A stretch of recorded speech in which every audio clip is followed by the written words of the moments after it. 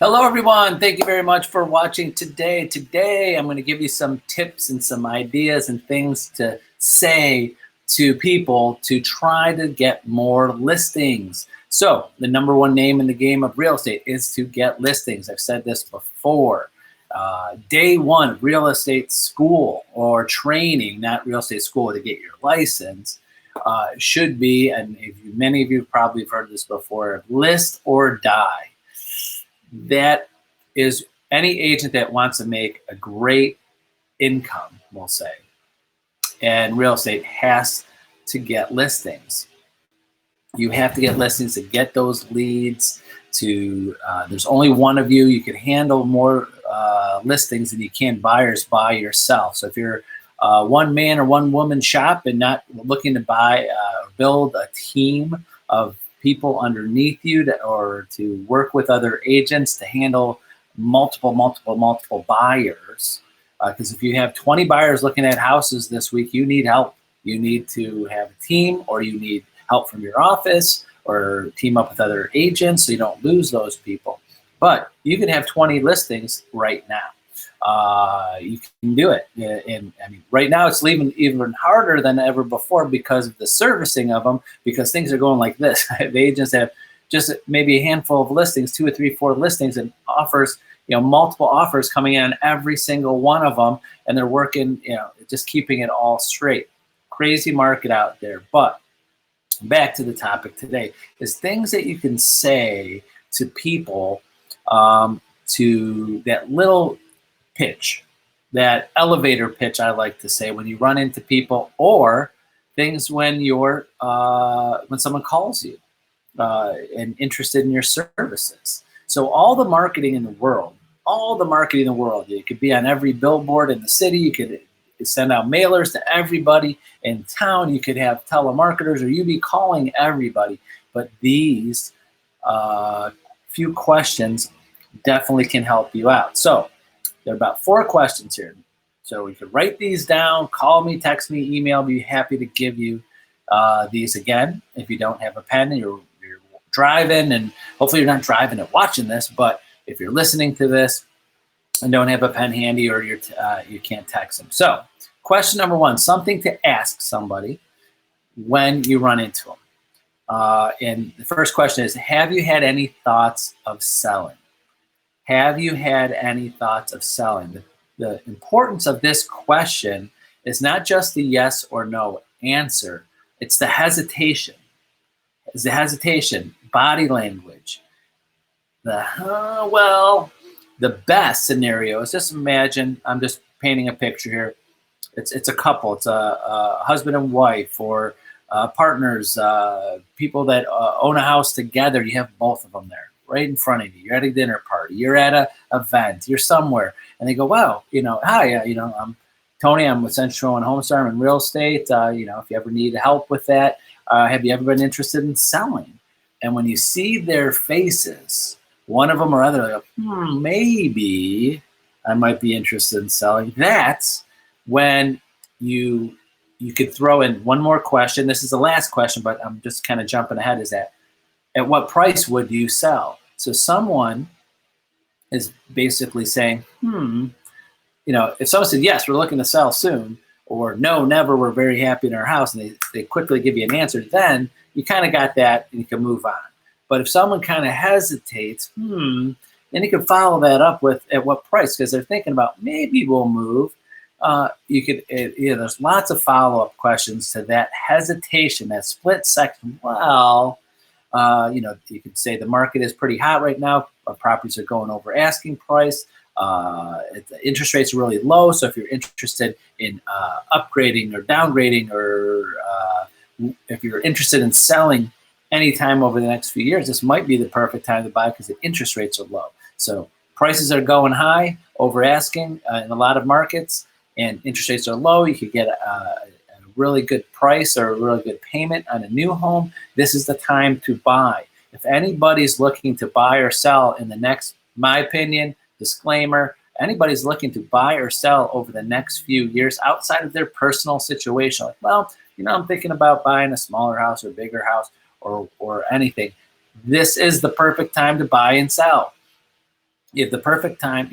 And sometimes I'm going off target here though, because this is how my coaching works with agents. Is coaching, they ask questions and we brainstorm and come up with different scenarios. But if someone asks you, well, I could sell high, but then that means I'm buying high. That's not always the case. We have to do some research. So basically, you have to say, well, listen, someone says, well, yeah, I know I'll sell, but I don't want to pay top dollar for a new house. So, well, let's sit down, let's set up a time, and I will research the markets where you're living and what you're buying, because it could be different. You never know. You never know where you're living.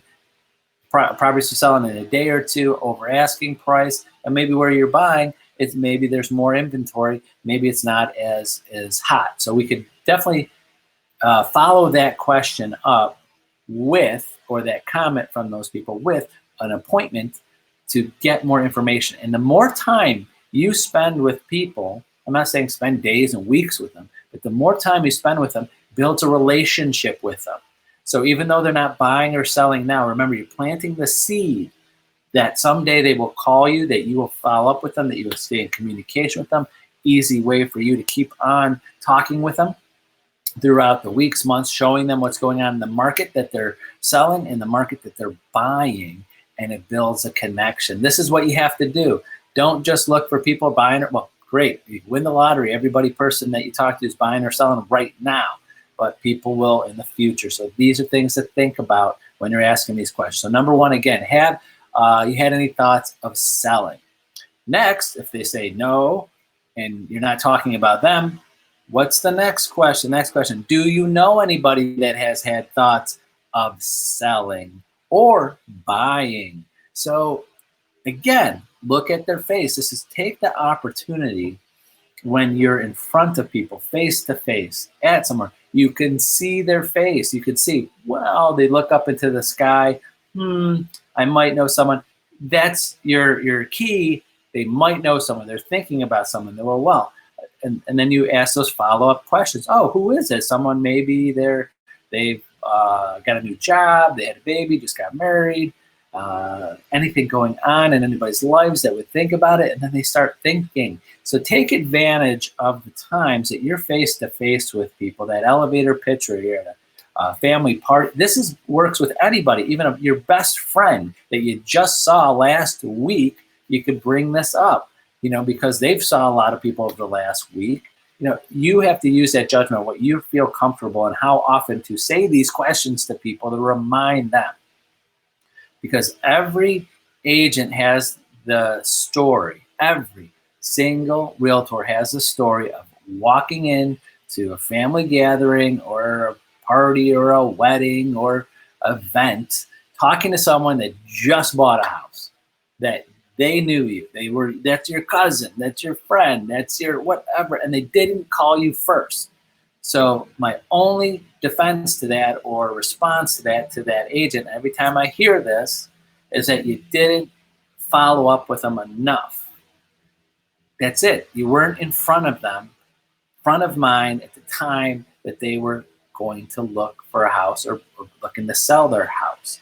And if you see everybody you ask, I hear this all of the time. I said, oh yeah, I've been asking people, and they're like, how many times have you heard, oh, my cousin bought a house. Oh, my friend just has their house listed right now with someone else. And this, imagine every time you hear that, that means that you haven't been following up and asking those people the right questions and enough times and enough consistency. That's it.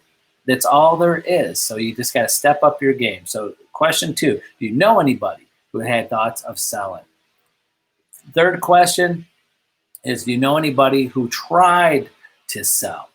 This market, not so much. I mean, things are going fast, but you can ask people, do you know anybody that's tried to sell in the past? Because you might catch somebody that says, yeah, my friend or my dad or my mom, my whoever, said they tried to sell their house like 2 years ago and they didn't get the price they wanted.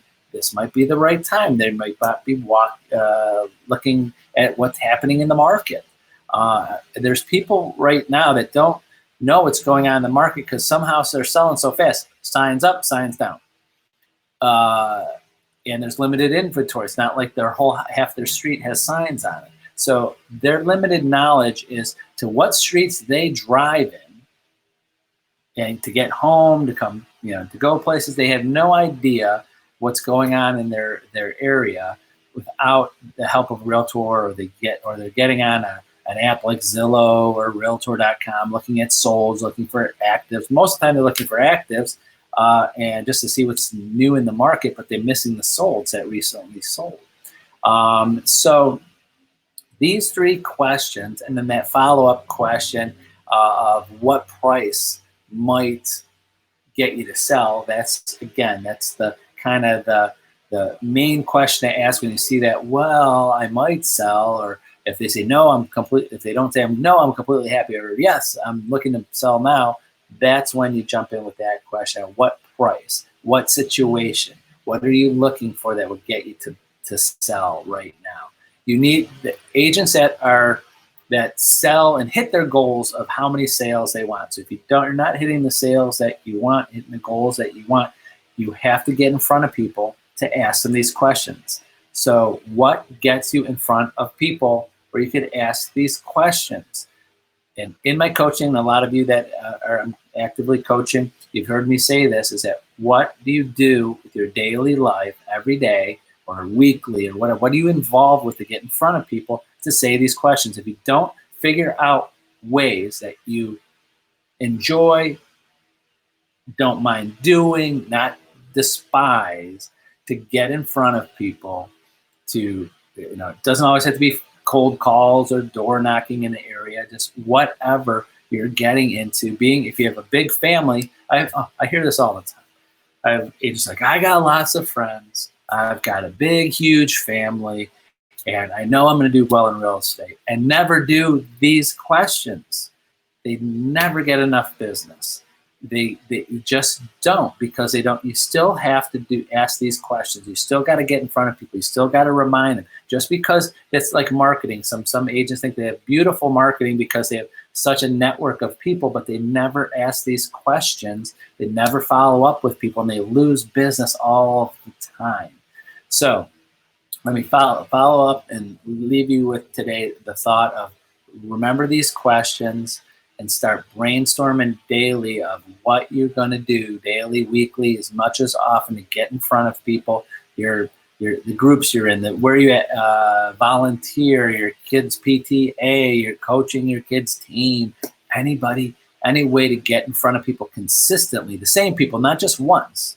So it's the same people. You don't like, I'm volunteering at some community event today, and you're never going to see those people ever again.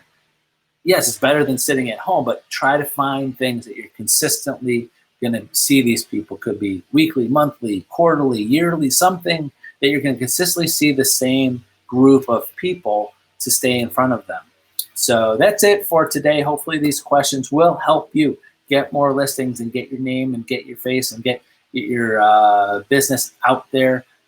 And get your name and peace of mind and in front of mind of people when they're looking to buy or sell a house. So that's it. Have a wonderful day. Tomorrow, 11 o'clock, we're going to do a little bit of more motivational things for you to keep your attitude high and keep your wants and your needs and your visions of what you want to do. So I have great ideas tomorrow. I'm working on a few things for motivation to help keep you motivated and to keep you driving your business forward. That's it. Have a great day, and we'll see you tomorrow. Bye-bye.